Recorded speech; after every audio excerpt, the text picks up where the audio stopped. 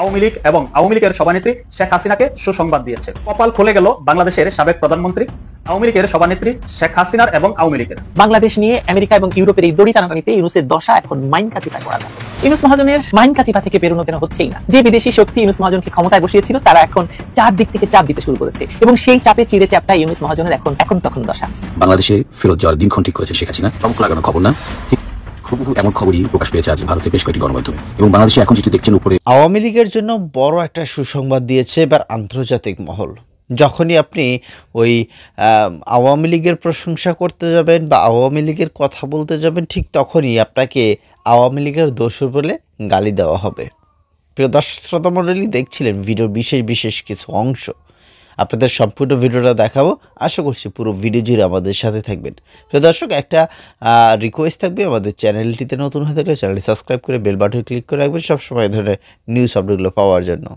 ইউনূস মহাজনের মাইন কাচিপা থেকে বেরোনো যেন হচ্ছেই না। যে বিদেশি শক্তি ইউনূস মহাজনকে ক্ষমতায় বসিয়েছিল তারা এখন চারদিক থেকে চাপ দিতে শুরু করেছে এবং সেই চাপে চিড়ে চ্যাপটা ইউনূস মহাজনের এখন তখন দশা। এক একটি পক্ষ ইউনূসকে চাপ হিসেবে আজকাল অংশগ্রহণ শব্দটিকে খুব উপযুক্ত মনে করছে। যেমনটি বলেছেন বাংলাদেশে নিযুক্ত জার্মান রাষ্ট্রদূত ডক্টর রুডিগার লোটস। তিনি সরাসরি বলেছেন যে ইউরোপ থেকে এয়ারবাস না কিনলে সরকারের সঙ্গে ইউরোপের সম্পর্ক খারাপ হবে। এই খারাপ হওয়ার প্রথম হুমকি হিসেবে তিনি বলেছেন যে ইউরোপীয় ইউনিয়ন বাংলাদেশে একটি অংশগ্রহণমূলক নির্বাচন চায়। অংশগ্রহণের ব্যাখ্যাও তিনি দিয়েছেন। ওদিকে সরকার তো তার আমেরিকান মনিবকে কথা দিয়েছে সেখান থেকে 25টি বোয়িং বিমান কিনবে। এখন যতটুকু বোঝা যাচ্ছে এই বোয়িং আর এয়ারবাসের যুদ্ধের মধ্যে পড়েছে ইউনূস মহাজনের সরকার। বোয়িং কিনলে এয়ারবাস কেনা হবে না, এয়ারবাস কিনলে বোয়িং কেনা হবে না। দুপক্ষ ইউনূসের বৈধতার প্রশ্নটিকে এই বিমান কেনার উপর ঝুলিয়ে দিয়েছে। চলুন আরো বিস্তারিত জেনে আসা যাক এই বিষয়টি।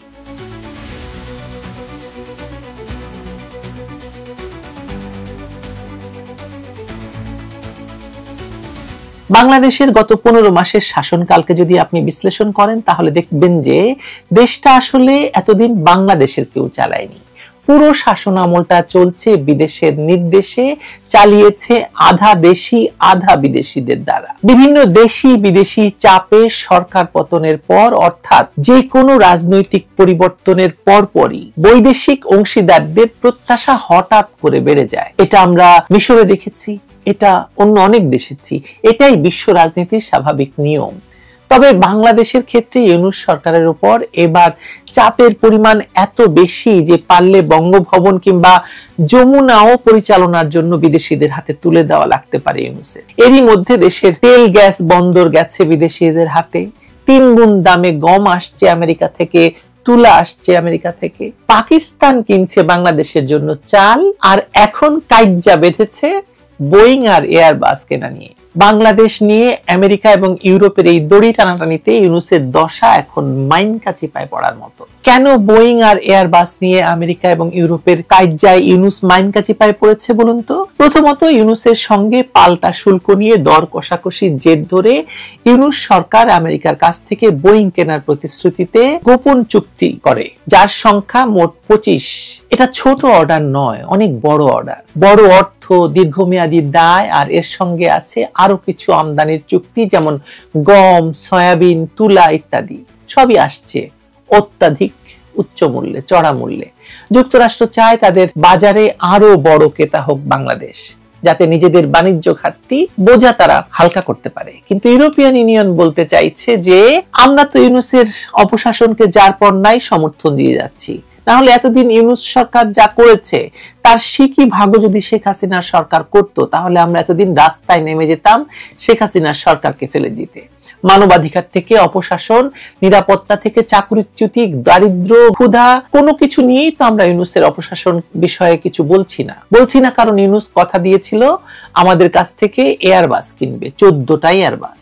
আমাদেরকে বাংলাদেশে অবাধ বাণিজ্যের সুযোগ দেওয়া হবে। কিন্তু ইউনূস এখনো পর্যন্ত ইউরোপিয়ান ইউনিয়নকে কিছুই দেয়নি। যুক্তরাজ্যের মন্ত্রীরা গিয়ে দেখা করছেন, কথা বলছেন, চাপ দিচ্ছেন।